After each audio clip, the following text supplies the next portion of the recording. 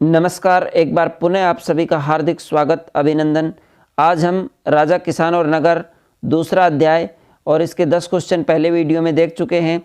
आगे के क्वेश्चन आज के इस वीडियो में देखेंगे और यह क्वेश्चन कक्षा 12 के विद्यार्थियों के लिए और जो प्रतियोगी परीक्षाओं की तैयारी करने वाले साथी भी देख रहे हैं उनके लिए भी कारगर सिद्ध होंगे। बहुत ही महत्वपूर्ण क्वेश्चन तैयार किए गए हैं। आज का पहला प्रश्न है, प्रयाग प्रशस्ति की रचना किसने की?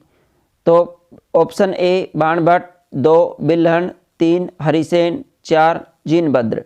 तो इसका सही उत्तर होगा प्रयाग प्रशस्ति की रचना किसने की थी? प्रयाग प्रशस्ति की रचना की थी हरिसेन ने। ये प्रयाग प्रशस्ति है और इसकी रचना किसके द्वारा की गई थी? हरिसेन के द्वारा की गई थी। प्रमुख तथ्य देखिए, प्रयाग प्रशस्ति को इलाहाबाद स्तंभ अभिलेख के नाम से भी जाना जाता है।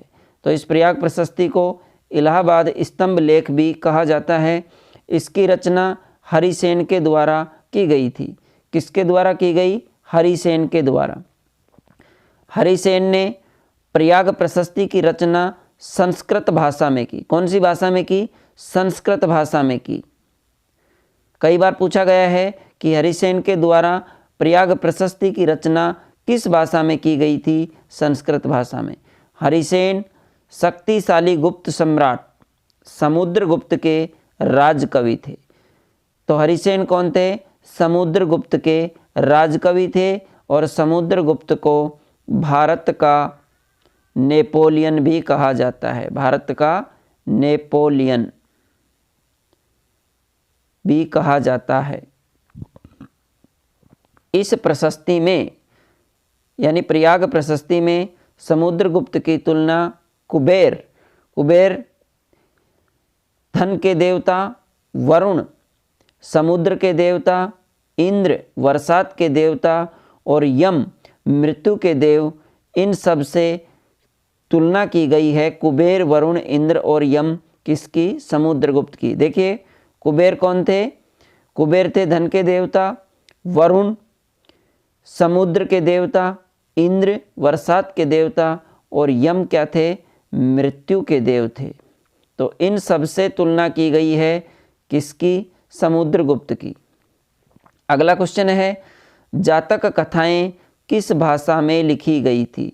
तो जातक कथाएं पहला ऑप्शन हिंदी भाषा में, दूसरा संस्कृत में, तीसरा प्राकृत भाषा में, चौथा पाली भाषा में। तो जातक कथाएं लिखी गई थी, इसका सही उत्तर है पाली भाषा में।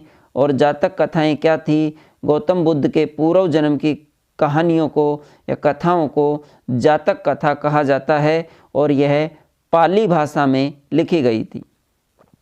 ये बहुत इंपॉर्टेंट क्वेश्चन है।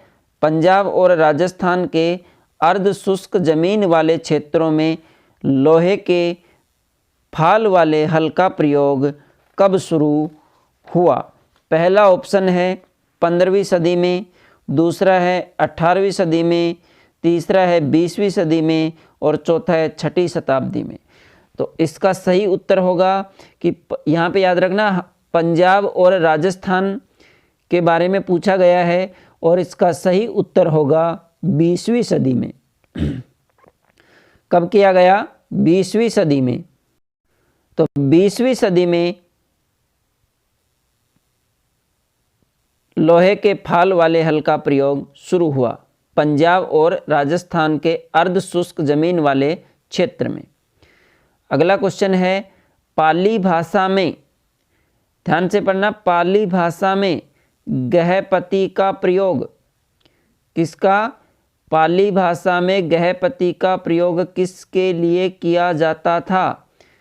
घर के मुखिया के लिए, छोटे किसानों और जमींदारों के लिए, गांव में दूसरों की जमीन पर काम करने वाले किसानों के लिए और उपरोक्त सभी के लिए। तो इसका सही उत्तर होगा पाली भाषा में गहपति का प्रयोग किया जाता था। किसके लिए? छोटे किसानों और जमींदारों के लिए। छोटे किसानों और जमींदारों के लिए। वैसे गहपति होता क्या था? गहपति होता था घर का मुखिया, लेकिन पाली भाषा में इसका प्रयोग छोटे किसानों और जमींदारों के लिए किया जाता था। आरंभिक भारत का आरंभिक भारत का सबसे प्रसिद्ध विधि ग्रंथ कौन सा है? उपनिषद, वेद, रामायण, मनुस्मृति। तो आरंभिक भारत का सबसे प्रसिद्ध विधि ग्रंथ की बात की जाए तो सबसे प्रसिद्ध विधि ग्रंथ है मनुस्मृति। देखिए, मनुस्मृति आरंभिक भारत का सबसे प्रसिद्ध विधि ग्रंथ है। इसे संस्कृत भाषा में 2री शताब्दी ईसा पूर्व और 2री शताब्दी ईस्वी के बीच लिखा गया था। तो सबसे प्रसिद्ध विधि ग्रंथ कौन सा है? मनुस्मृति है। हर्षचरित की रचना किसने की? अगला क्वेश्चन है, हर्षचरित की रचना किसने की? और ऑप्शन 1 हर्ष ने, 2 हरिसेन ने, 3 बाणभट्ट ने और 4 इनमें से कोई नहीं। तो देखिए, इसका सही उत्तर होगा हर्षचरित की रचना किसने की? हर्षचरित की रचना की बाणभट्ट ने। बहुत ही इम्पोर्टेंट क्वेश्चन है, बहुत बार प्रतियोगी परीक्षाओं में पूछा गया है।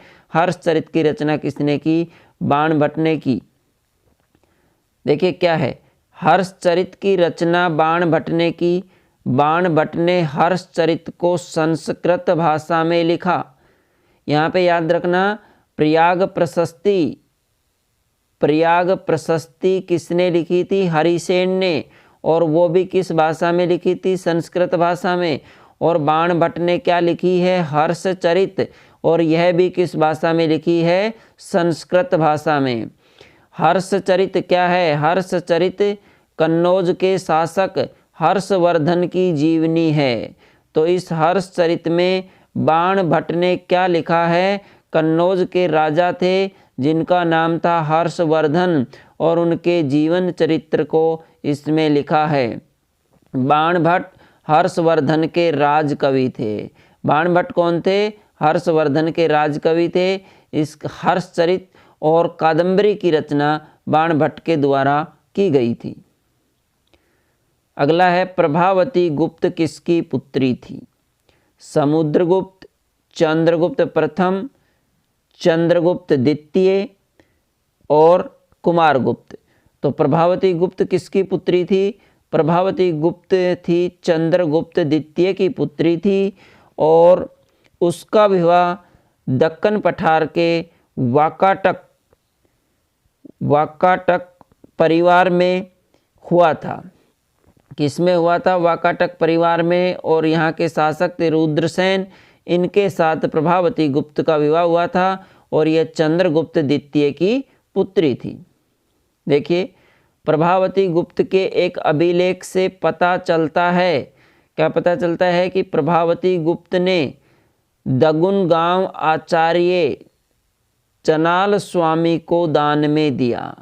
इसके प्रभावती गुप्त के एक अभिलेख से हमें भूमि दान का पता चलता है। किसका पता चलता है? भूमि दान का। और वह कौन सा गांव दान में दिया था? दगुन गांव दान में दिया था। किसको? आचार्य चनाल स्वामी को दान में दिया था। अग्रहार उस भूभाग को कहते हैं जो ब्राह्मणों को दान किया जाता है। देखो, जो ब्राह्मणों को भूमि दान की जाती है उस भूभाग को क्या कहा जाता है? अग्रहार के नाम से जाना जाता है। नेक्स्ट है, उज्जयिनी नामक नगर किस मार्ग पर स्थित था? पहला ऑप्शन है नदी के मार्ग पर, दूसरा है समुद्र तट पर, तीसरा है भूतल के मार्ग पर, और चौथा है तीनों मार्ग पर। तो यहाँ पे हम किस की बात कर रहे हैं? उज्जयिनी नगर की बात कर रहे हैं। और यह किस मार्ग पर स्थित था? तो यह भूतल के मार्ग पर स्थित था। कौन से मार्ग पर? भूतल के मार्ग पर स्थित था। देखिए, जो पाटलिपुत्र है एक प्रसिद्ध नगर था, मगध साम्राज्य की राजधानी भी थी। यह नदी के मार्ग पर स्थित था। ये उज्जयिनी है, ये भूतल के मार्ग पर स्थित था। और ये पुहार नामक नगर उस समय एक बंदरगाह हुआ करता था और ये समुद्र तट के किनारे स्थित था। तो हमें ये याद रखना है, पाटलिपुत्र नदी के किनारे था, उज्जैनी भूतल के मार्ग पर था और ये पुहार नामक जो बंदरगाह था प्राचीन काल का, ये समुद्र तट के किनारे था। दानात्मक अभिलेखों में विवरण मिलता है। दानात्मक अभिलेखों में किसका विवरण मिलता है? राजाओं को दिए गए दान के बारे में, गरीबों को दिए गए दान के बारे में, धार्मिक संस्थाओं को दिए गए दान के बारे में, और ये सभी। तो जो दानात्मक अभिलेख हैं उसमें धार्मिक संस्थाओं को जो दान दिया जाता था इसके बारे में हमें विवरण मिलता है। शासकों की प्रतिमा और नाम के साथ सबसे पहले सिक्के जारी करने वाले शासक कौन थे? देखिए, अच्छा क्वेश्चन है, बहुत इम्पोर्टेंट क्वेश्चन है कि शासकों की प्रतिमा, जो सिक्के होते थे उन पे राजाओं के नाम होते थे और उनकी प्रतिमा होती थी। ऐसे सिक्के जारी करने वाले प्रथम शासक कौन थे? तो इसका पहला ऑप्शन है कुषाण शासकों ने, दूसरा है मौर्य शासकों ने, तीसरा है हिंद यूनानी शासकों ने और चौथा है गुप्त शासकों ने। तो इसका सही उत्तर होगा कि शासकों की प्रतिमा और नाम के साथ सबसे पहले सिक्के जारी करने वाले शासक थे हिंद यूनानी शासक। कौन से शासक थे? हिंद यूनानी शासक। तो आज के वीडियो में हमने 10 क्वेश्चनों के बारे में पढ़ा है और इनसे केवल 10 क्वेश्चन ही नहीं, हमने और भी बहुत सारे क्वेश्चनों को सोल्व किया है। नेक्स्ट वीडियो में हम फिर मिलते हैं, तब तक आप अपने अध्ययन को जारी रखना। आज के लिए इतना ही, धन्यवाद।